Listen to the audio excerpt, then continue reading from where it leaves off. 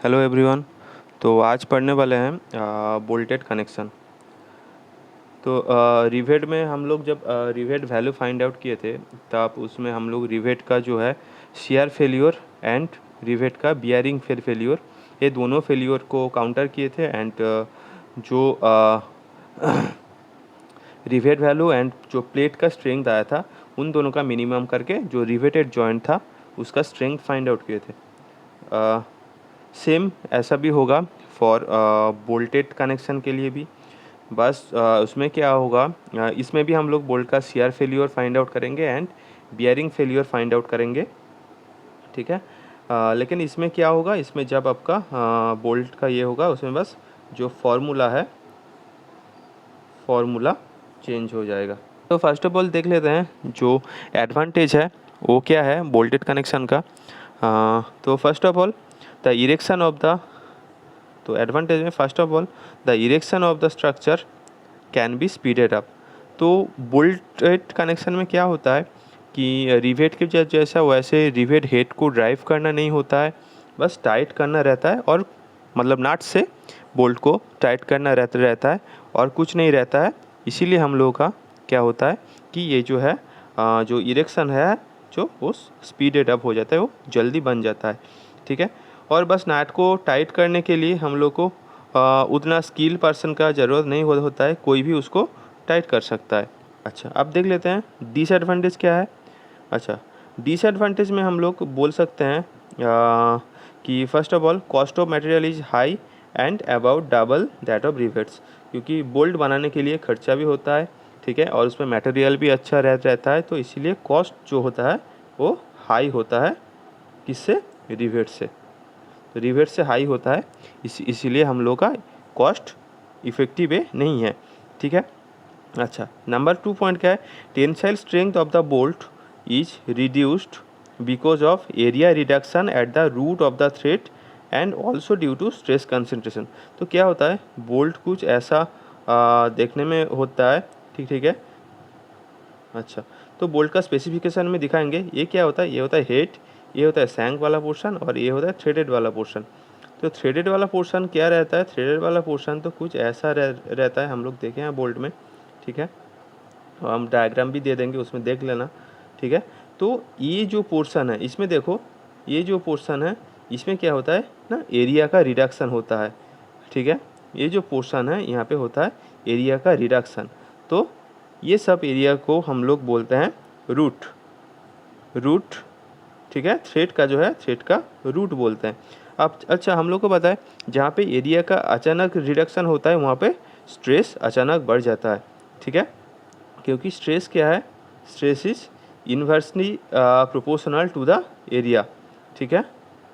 तो क्या होता है जहाँ पे एरिया, यहाँ पे एरिया रिडक्शन होता है वहाँ पे स्ट्रेस क्या होता है, अचानक से बढ़ जाता है। तो इस चीज़ को हम लोग क्या बोलते हैं, स्ट्रेस कंसंट्रेशन। इस चीज़ को हम लोग बोलते हैं स्ट्रेस कंसंट्रेशन। तो जहाँ पे स्ट्रेस कंसंट्रेशन होता है वहाँ पे स्ट्रेस ज़्यादा बढ़ जाता है अचानक से, इसीलिए जो स्ट्रेंथ है बोल्ट का वो मतलब बोल्टेड कनेक्शन का या बोल्ट का बोलो, ठीक है, तो वो रिड्यूस हो जाता है। ये एक डिसएडवांटेज है, ओके। अच्छा, दूसरा क्या है, मतलब तीसरा, व्हेन सब्जेक्टेड टू वाइब्रेशंस और शॉक्स बोल्ट्स में गेट लूज। अच्छा, ऐसे तो नाट से इसको ऐसे हम लोग मतलब टाइट करते हैं, लेकिन जब वाइब्रेशन होता है तब क्या होता है, ये जो नाट्स होता है ये लूज़ हो जाता है। तो इसीलिए हम लोग क्या करते हैं, एक क्वार्टर पिन यूज़ करते हैं। अब लोग का जो पंखा का जो ये है जो सीलिंग फ़ैन है उसमें देखोगे, आप लोग उसमें देखोगे कि ऐसे एक क्वार्टर पिन यहाँ पे, मतलब क्वार्टर पिन से इसको मतलब ये लगाने का बाद, नट लगाने का बाद एक क्वार्टर पिन दिया हुआ रहता है, क्योंकि जब वाइब्रेशन होता है, पंखा घूमता है या कोई भी जो इंडस्ट्रियल बिल्डिंग है या कोई भी रेजिडेंशियल बिल्डिंग है जहाँ से आजू बाजू से जब गाड़ी जाएगी तो वो वाइब्रेशन होगा।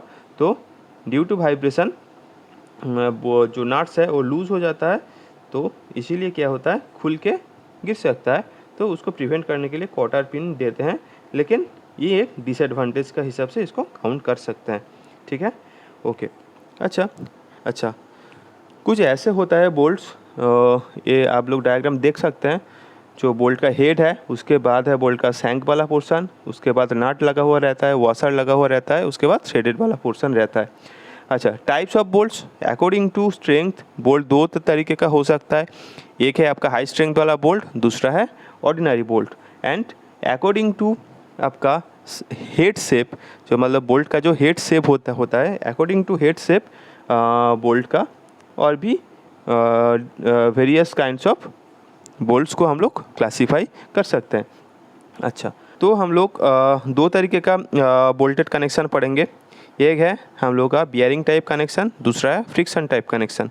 अच्छा, बियरिंग टाइप कनेक्शन जो नॉर्मल और ऑर्डिनरी बोल्ट से बनता है, ओके, और फ्रिक्शन टाइप कनेक्शन जो हाई स्ट्रेंथ बोल्ट से बनता है। अच्छा, फर्स्ट ऑफ ऑल हम लोग पढ़ेंगे बियरिंग टाइप ऑफ कनेक्शन। तो हम लोग देख लेते हैं bearing type of connection actually होता क्या है एंड उसका कुछ जो है कैरेक्टरिस्टिक्स, ठीक है। तो बियरिंग टाइप कनेक्शन वो कनेक्शन है जो ऑर्डिनरी बोल्ट से बनता है एंड वो उतना ज़्यादा स्ट्रेंथ को बियर नहीं कर पाता है। तो इन जनरल केसेस हम लोग bearing type of connection use करते हैं। एंड इस टाइप ऑफ कनेक्शन में जो बोल्ट का फेल्यूर होता है वो होता है या तो शियर फेल्यूर या तो बियरिंग फेल्यूर, ठीक है। अच्छा, ये कनेक्शन स्लिप को प्रिवेंट नहीं कर सकता है। इस कनेक्शन में स्लिप अलाउड रहता है, लेकिन फ्रिक्शन टाइप जो कनेक्शन है उसमें स्लिप अलाउ नहीं होता है, वो स्लिप क्रिटिकल होता है। उसमें बोल्ट एंड जो प्लेट है उसका बीच में इतना फ्रिक्शन जनरेट होता है कि वो दोनों एक दूसरे को टाइटली क्लैम्प करके रखता है, ठीक है।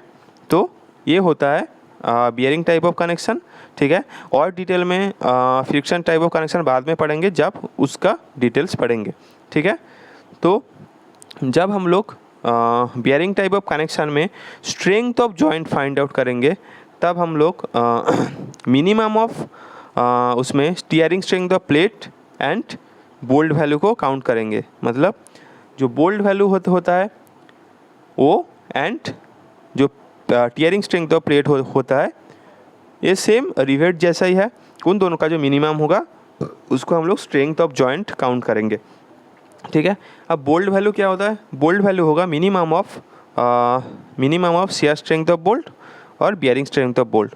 बोल्ट का shear strength and bearing strength का जो मिनिमम वैल्यू होगा उसको हम लोग as a bolt value count करेंगे, ठीक है।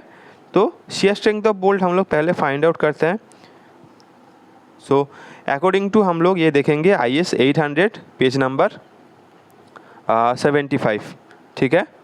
तो यहाँ पे जितना हम लोग डिज़ाइन करेंगे, जो भी वैल्यूज़ फाइंड आउट करेंगे वो अकॉर्डिंग टू IS 800 है, ठीक है। ओके, ठीक है। तो first shear strength of bolt, जिसका जिसको हम लोग डिनोट करते हैं जो नॉमिनल शियर कैपेसिटी है, ठीक है। नॉमिनल शियर कैपेसिटी को हम लोग डिनोट करते हैं VNSB से, nominal shear capacity of bolt, ठीक है। ओके, अच्छा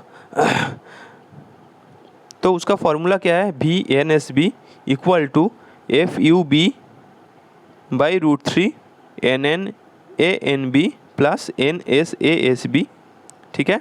अच्छा, जब डिज़ाइन वाला वैल्यू फाइंड आउट करेंगे तो हम लोगों को पता है जो नॉमिनल से जब डिज़ाइन में हम लोग जाते हैं तब फैक्टर ऑफ सेफ्टी से डिवाइड करते हैं उसको, ठीक है। तो टोटल जो फॉर्मूला है उसको फैक्टर ऑफ सेफ्टी से हम लोग डिवाइड कर देंगे, तो हम लोगों को क्या मिल जाएगा? जो design shear capacity of bolt ओ, ओके। अच्छा, तो देख लेते हैं यहाँ पे सारा जो कंपोनेंट्स है वो क्या क्या है। FUB is the ultimate tensile strength of the bolt, ठीक है। NN क्या है? Number of shear planes through threads. तो क्या है, इसको थोड़ा देख लेते हैं। सपोज ये एक कोई लैप जॉइंट है, ठीक है। सपोज ये एक कोई लैप जॉइंट है, ओके। यहाँ से एक बोल्ट का थ्रू हम लोग ये किए हैं, ये एक बोल्ट है, ठीक है। ये इसका शैंक पोर्शन है एंड ये इसका थ्रेडेड पोर्शन है, ठीक है। ओके, अच्छा ये इसका हेड है, ओके। तो देखिए शियर प्लेन क्या है, शियर प्लेन है दोनों प्लेट का एडजेसेंट जो प्लेन है, जिस प्लेन पे शियर स्ट्रेस जनरेट हो सकता है। तो ऑब्वियसली ये प्लेन हो जाएगा आपका शियर प्लेन। तो देखिए ये शियर प्लेन कौन सा पोर्शन के से गया है, बोल्ट का ये वाला पोर्शन से, दैट इज आपका जो थ्रेडेड पोर्शन है, दैट इज आपका सैंक पोर्शन है, बोल्ट का जो सैंक पोर्शन है। अच्छा, ये वाला सैंक पोर्शन है और ये इसका थ्रेडेड पोर्शन है। तो हम लोग यहाँ पे देख सकते हैं ये जो शियर प्लेन है ये गया है सैंक पोर्शन से, एंड थ्रेडेड पोर्शन से कोई शियर प्लेन नहीं गया है, ठीक है। अच्छा तो वही यहाँ पे बोला गया है एन क्या है, number of shear planes through threads. तो इस केस में अगर देखते हैं तो यहाँ पे एन हो जाएगा 0, क्योंकि थ्रेड पोर्शन से कोई शियर प्लेन नहीं गया है।